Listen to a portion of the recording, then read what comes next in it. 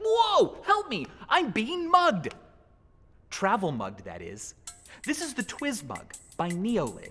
This video is not sponsored, by the way. I bought this mug myself after seeing someone talk about it on Twitter because I was intrigued by the way it closes. We're going to talk about the math behind the way it seals today on Michael's Toys. It looks like a juicer, like a back, like, you know? We're going to talk about the math behind the way it seals today on Michael's Toys.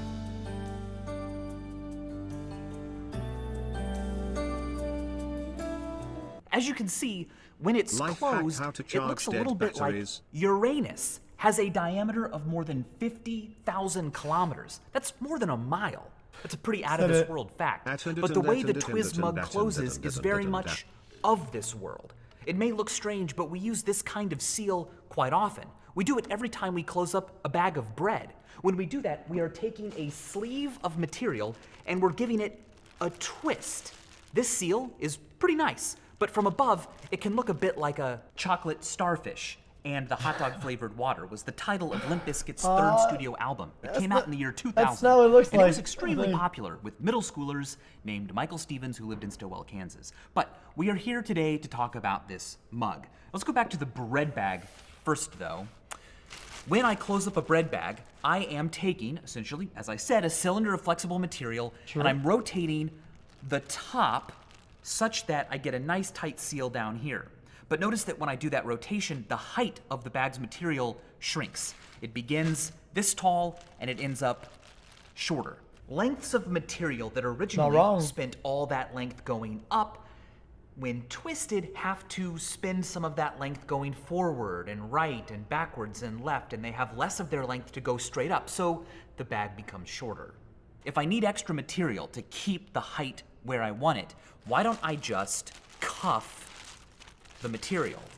If I form a little cuff like that, then as I close the bag and it gets shorter, I can surrender some of the material from the cuff and make the cuff shorter and raise it back up to the height that I want. That's exactly what happens in this mug. Wait, what? We have a cylinder of rubbery material, the bottom of which, like the bottom of this bag analogously, is connected inside the mug. The top folds over the lip of the mug and forms a cuff where it then attaches to this external ring. So when I twist the material, the cylinder of material, the external ring goes up, surrendering material to the inside, and we get ourselves a nice seal. Holy shit, dude! The mathematical name for the surface created when you rotate one end of a cylinder is a hyperboloid. Wow, that really does look like a leather chair. Okay. There are a lot of different ways to generate a hyperboloid. You can take a cylinder and rotate one of the bases. If you rotate a base of a cylinder pi radians, every line will intersect at a single point. That's a nice seal. On the Twiz mug, if you rotate pi radians, which is 180 degrees, half of a full rotation, it closes up. But the mug itself is actually designed to rotate a bit more than that, so you get a really nice seal that is incredibly watertight. It's quite impressive. But that's not the way of generating a hyperboloid that gives the hyperboloid its name. To figure out where its name comes from, we should look at conic sections. Imagine a double cone. Guys, do you guys feel kind of awkward when Michael talks about the music? I think when he didn't say, you know, that gives it a name, hyperboloid, right? And then it goes like, tung, right? Tung. Two cones joined tip to tip with parallel bases. Let us now intersect this double cone with a plane. If the plane is parallel to the bases, the intersection will be a circle, or in one case, a point. If the plane, however, is not parallel to the bases, but its slope is less than the slope of the cones, the intersection will be an ellipse. If the slope of the plane is equal to the slope of the cones, the intersection will either be a line, or in every other case, a parabola. Parabola means to throw next to throw near. It's the shape of the trajectory of an object thrown here on Earth's surface. If, however, the plane has a slope that is greater than the slope of the cones, it will intersect both cones, and the intersection is called a hyperbola. where hyperbola means to throw beyond. We get the word hyperbole from the same roots. It means to have kind of gone too far, to have exaggerated, to have been hyperbolic. And watch this, if we take a hyperbola and rotate it around this axis, we get a hyperboloid of 2 sheets. But if we rotate the hyperbola around this axis, we get a hyperboloid of just 1 sheet. And this is what our mug is making. The oid ending that we've added to hyperbola simply means akin to, kind of looks like. So a hyperboloid kind of looks like a hyperbola, but like it's not because it's a surface. It's doing like that instead of like that. One-dimensional thing. Anywho, a hyperboloid of 1 sheet is a ruled surface, which means that it can be constructed by taking a straight line and moving that straight line through space. This is very important because if you need to build a structure that curves, it's pretty economical to use the hyperboloid because you can just make it out of straight materials. You don't have to build special curved materials. Cooling towers want big, wide bases so that there's a lot of surface area for evaporation. But it's awesome if they can be a little bit cinched in the middle because as all the stuff evaporates, it'll rise up and speed up as it reaches this narrower region due to the Venturi effect. Then the cooling tower expands, which increases surface area again, allowing for more cooling, giving us condensation and evaporation, all the things that we want the cooling tower to do. And all of it can be made with straight beams. One of my favorite ways to exploit the construction of a hyperboloid is the hyperbolic slot. A straight line seems to magically fit through a curved slot. This, of course, is merely a demonstration of the fact that a hyperboloid— Holy shit! My brain's about to melt, dude! —is the hyperbolic slot. A straight line seems to magically fit through a curved slot. This, of course, is merely a demonstration of the fact that a hyperboloid of 1 sheet is a ruled surface. One of my favorite applications of a hyperbolic slot was used in a display by Hermes, where an umbrella passes through a slot shaped like a hyperbola. That's fucked, dude! Instructions on how to make your own out of Lego.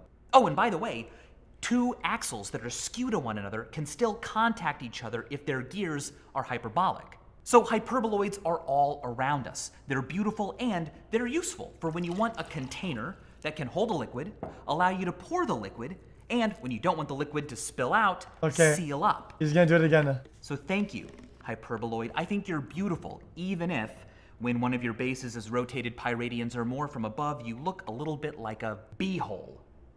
Be complete. Be 100%. And as always, thanks for watching. Good one, Michael.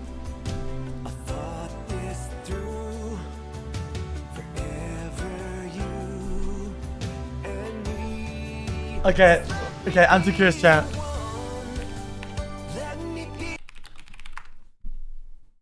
I wanna see one. Oh, the umbrella? It's not even there, dude. It's not even there. I got Skamas. It doesn't exist. Dude, I'm not a nerd, dude. Sometimes people link shit and it's interesting, dude. It's just interesting. What can I say? I see this dude, 1K views. It's been 12 months, Poglol. Do you know how useful Discord can be sometimes? Poku have a great stream. Okay, champ.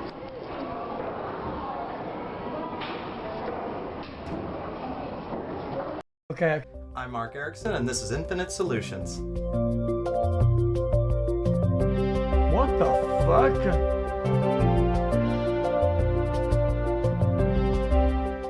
Don't you hate it when you go to use a flashlight or a TOS phaser only to find they have dead batteries?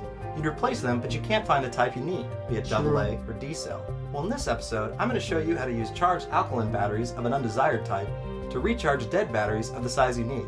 Thanks, man. Electric currents run from TOS? Oh, why is it TOS? What's it saying TOS?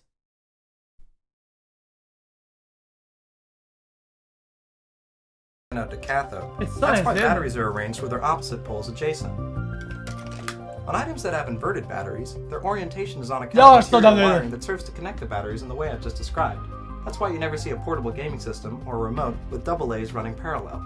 But if you invert the batteries, so their positive terminals are connected, capacitance from the charged battery will flow into the uncharged one. The trick is to mirror the output magnitude so the transfer can take place.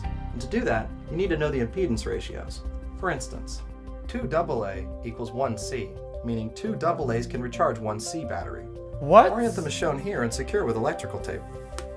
It's called electrical tape Is that because even it conducts true? electricity. Leave them for approximately 24 hours. The charge will flow from the C battery into the AA's until the counterflow of capacitance equalizes. At this point, all batteries will be charged equally. You can then replace any or all batteries on one side of the equation to repeat the procedure and recharge the opposite side further. Damn! A dead battery can never be fully recharged. To reduce charging time, you can apply a mildly acidic catalyst to the terminals beforehand. This speeds the chemical reaction. This works with any battery type. Pause the screen if you need to. 9 volts are tricky to... Wait, what the fuck? 2AC, 3AA, 1D? Dude, this is complicated. 9 volts are tricky to orient because both terminals are on the same side. I hope you found this interesting. I'm Mark Erickson, and this is Infinite Solutions. Dude, that looked like a fucking... That looked like a fucking science project, holy shit. Hello, I'm Mark Erickson, and you're watching Infinite Solutions. Oh, he's trolling. I don't believe this is real. This has gotta be fake, dude. He's gonna make like a tower out of fucking If you're out with your tinfoil. laptop and you need an unprotected wireless signal, I'm going to show you how to increase the range of your 802.11g card. I love you to and chat very much. Well, Make then- sure to tell someone you love them. How to increase the range of your 802.11g card to increase the probability that you'll find one. What you'll need is a Wi-Fi enabled computer, a cellular telephone, an Ethernet cable, and bear with me, aluminum foil and a salad bowl. Most wireless routers only transmit a couple hundred feet, or less depending on interference. The truth is, the latency of these signals travels much farther on the momentum of other networks and radio interference. Your Wi-Fi card doesn't know to extrapolate the router signal from the carrier waves. Your cell phone, however, knows to search for network pings no matter how far it is from the source of signal origin. So we've got to trick your computer to act like a cell phone.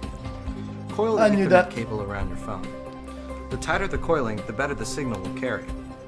Now at some point, around 20 feet or so, there's diminishing return on the amplification, so don't go buy a 100-foot Ethernet cable to make a beehive out of your cell phone. Now plug the free end of the Ethernet cable into your computer. If you have a 3G network phone, you may already be done. View your network and internet connections. If some garbled name that vaguely resembles your cell phone shows up, you're using it as a secondary antenna. If not, don't worry, your computer might be utilizing it without disclosing. Most cell phones' firmware is not designed to self-ID. Go back and check the wireless network availability. Before connecting my phone, we had access to 6 networks. Now there are 14. To extend your range even further, you can try this. Coat the inside of a salad bowl with aluminum foil. Now suspend the cable-wrapped phone over the center of the bowl.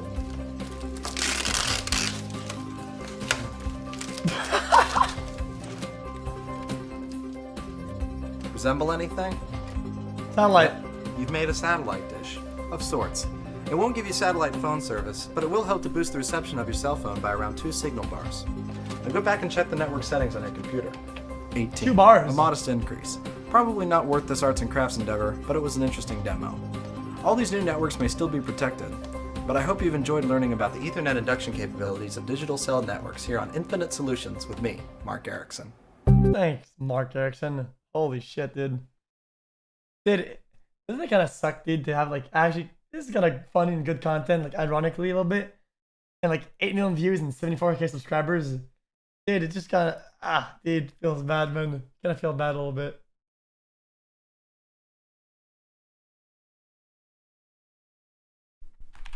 Good video, Mark. It's my face.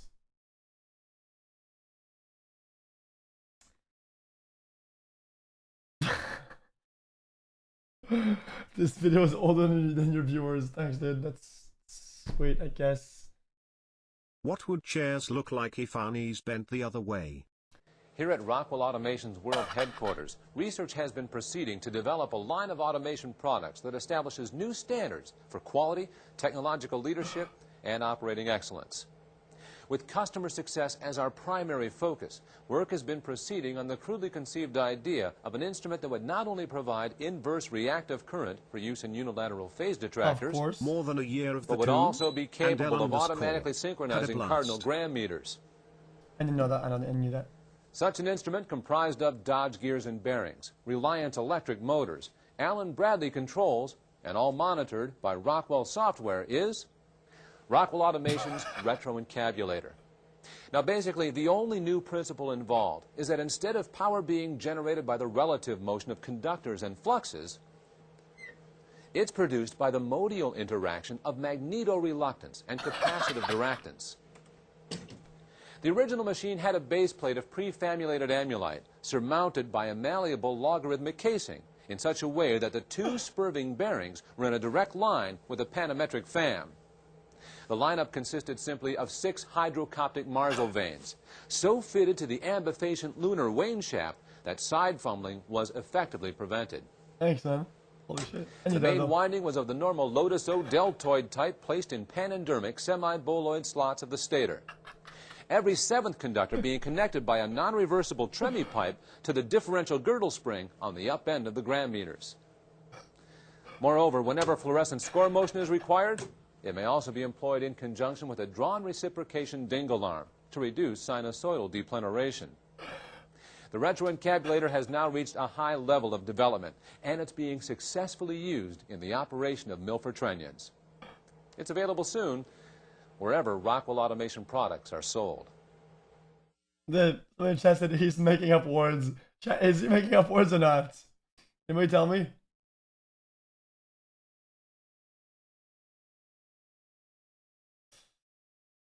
Hey xQc, I'm just chilling and having a massive dump while watching. It was me and Moxie.